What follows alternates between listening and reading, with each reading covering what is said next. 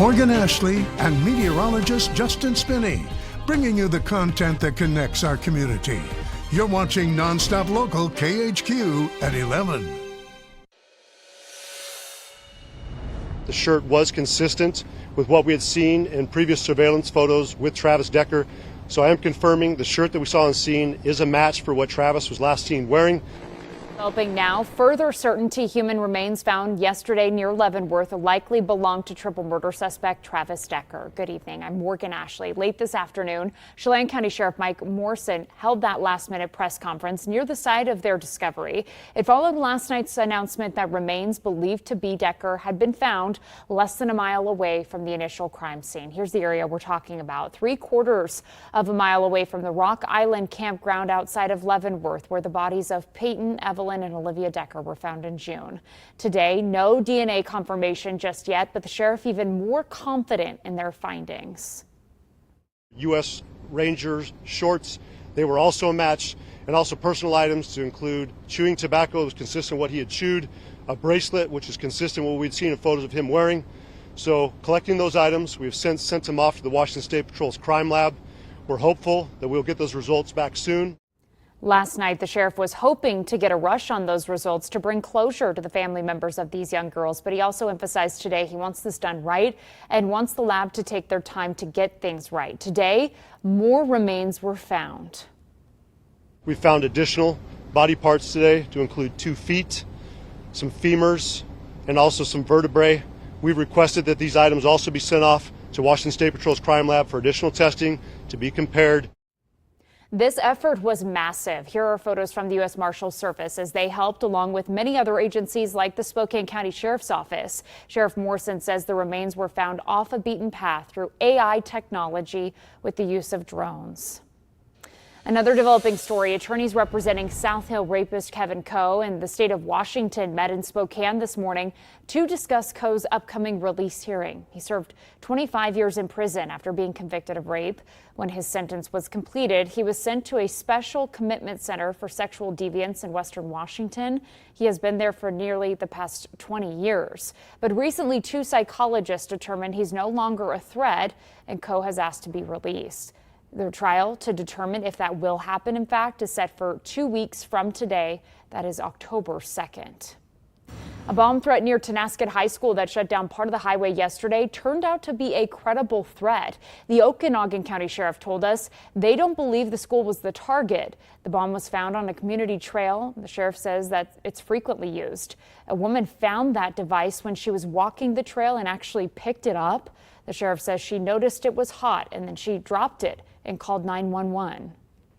So, yeah, I believe that if that young lady didn't call us and just thought it was another thing, piece of garbage on the ground, that somebody would have got hurt by this item. There is still no suspect in the investigation, which is why the sheriff's office is asking anyone who might have information to come forward. It is a big weekend on the Palouse. Video from earlier today shows fans already gearing up for the Apple Cup as the Cougs host the Huskies tomorrow. But will the weather cooperate for those tailgating and watching the game? Let's check in now with meteorologist Justin Spinney. And when it comes to the game itself, the experts will tell you a lot more about that soon. What I can talk about, though, is the weather. And tomorrow overall, it is going to be a pretty nice day. We're talking about sunshine once again tomorrow and still these well above average temperatures that we've seen for the last few days in the inland Northwest. For kickoff time on the Palouse, temperature right around 82 degrees. May even be a touch bit warm, especially if you're directly in the path of that sunshine tomorrow there at Gesa Field. As things start to wrap up post-game, sun's going to be down at that point, and it'll cool off rather quickly with the sun down, but it's still pretty comfortable there by the end of the game. 70 degrees is what we're looking at. The winds will start to pick up a little bit, and these are some winds of change, as Sunday is going to be a lot different of a day compared to what we're going to have on Saturday. But again, a little bit of a breeze out there, especially on the Palouse, and we know down toward the Palouse through those hills we can get a little bit of a swirling wind, so that's something to keep an eye out for. Let's talk about the high temperatures for your Saturday across the rest of the inland Northwest.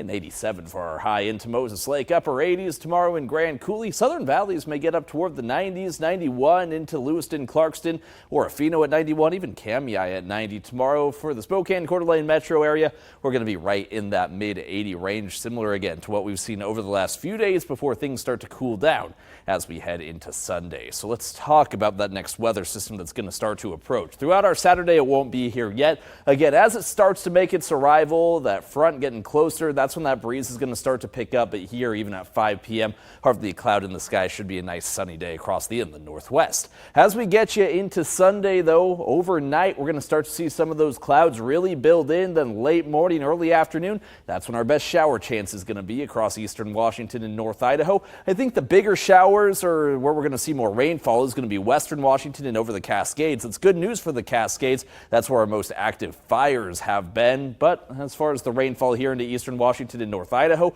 the chances to actually see rain, those are going up right now. That's also good news. We're still in fire season. We'd like to see that rain here before summer is all said and done, but I don't think it's going to be a lot of rain. Few hundredths of an inch probably at the most is what most of us are going to be looking at. So not really a wetting rain, but a little bit of rain nonetheless. Taking a look at what the winds are going to be doing over the next couple of days before that system arrives. Tomorrow, we're looking at the gusts getting up around 20-25 miles per hour, especially for areas like Ritzville, Washtuckna. We'll watch areas of the Palouse also where it should be a bit breezy. Even stronger winds are expected into Sunday as that weather system arrives. We could get some gusts 30 to 35 miles per hour with that southwesterly westerly wind starting to pick up. But let's get you a look at the temperatures because they are going to be changing quite a bit here with our 7-day forecast. 85 tomorrow, then a big drop into Sunday all the way down into the upper 60s. Chances of measurable rain in Spokane right now sitting at about a 40% chance. Into Monday as we kick off fall, still going to be a little bit cooler at 70 degrees, but the sun is going to be back out and that sun is going to take full effect as we head into the middle of the week.